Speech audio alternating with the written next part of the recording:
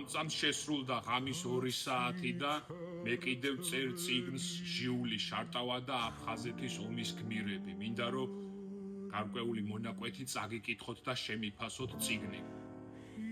1993 წლის 18 ივლისს ჟიული შარტავა აფხაზეთის დასაცავად გაამგზავრეს. ასე და ამგვარად გაიმგზადა ბარგი, საგზლად სამშობლოს სიყვარული მიჰქონდა, ბარგში საქართველოს სიყვარული ეწყო, გონებაში კი მხოლოდ და მხოლოდ ჩვენს ქვეყანაზე ფიქრები ქარბობალასავით უტრიალებდა. გზად ფიქრობდა იმ ეკალ ბარდით მოფენილ ბილიკებზე, რასაც მომავალი უქადდა. სიკვდილზეც ფიქრობდა და გამარჯვებაზეც, მაგრამ მისი მთავარი სიყვარული საქართველო იყო. უცბად შორიდან კახეთში მოელვარე მჩქროლვალე ალაზანი მუხტავდა ძალით.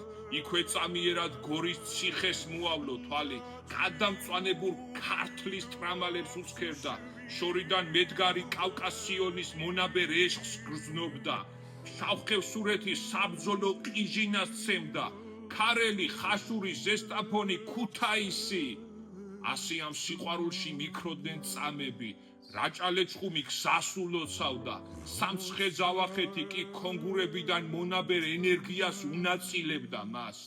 ჟიული შარტავა კი კვლავ საქართველოს სიყვარულზე ფიქრობდა.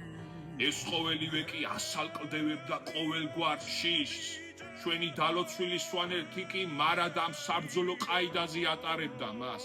დიახ, საქართველოს მიწას ვერაფერში ვერ გაცვლიდა, ამალვასოვან ბუნებას მთელი თავისი ცხოვრება მიირქმევდა გულზე. გელათის ტაძარი მშვიდად უღიმბოდა, ბაგრატის ტაძარი კი ახალი ძალით მოსავდა, მოწამეთა დიდ სიყვარულს უგზავნიდა, ოკაცეს კანიონი კი შურდულივით ეხვეოდა გარს. კაცხის სვეტიდან მონაბერი ხორხოშელასიო უნათებდა გონებას. ცხრაჯვარი აცისკრუნებდა მის სხეულს, სადღაც შორიდან კი უშგულის გუგუნი მოესმოდა. აჭარული განდაგანა ოსებდა ყველანაირ ვარამს, გურული ეფემერა კი აციგლიგებდა ბუმბერას გულს. ამ სიყვარულში დასნეულებულმა კი უმალ თვალი მოავლო მშობლიურ სამეგრელოს. სულ სხვანაირად გაუელვა გულში, სულ სხვა ციაგი ციგლიგებდა მის ტვინში. ტობა ვარცხილი, ვერცხლის ტბა, ვერცხლისფრად მოსავდა მის ღიმილნარევ სახევს. ნოქალაქევი უკიდეგანო ენერგიას უგზავნიდა, კოლხური ეფემერა სულ სხვანაირად ჩაესმოდა ჟიულის შარტავას, მშობლიურ სენაკს თვალი როგორც გაკრა, მაშინვე სიყვარულის კურცხალი გადმოგოგმანდა მისი სიკეთით სავსე თვალებიდან. მშობლიური სენაკი მართლა ძალიან უყვარდა ჟიულის.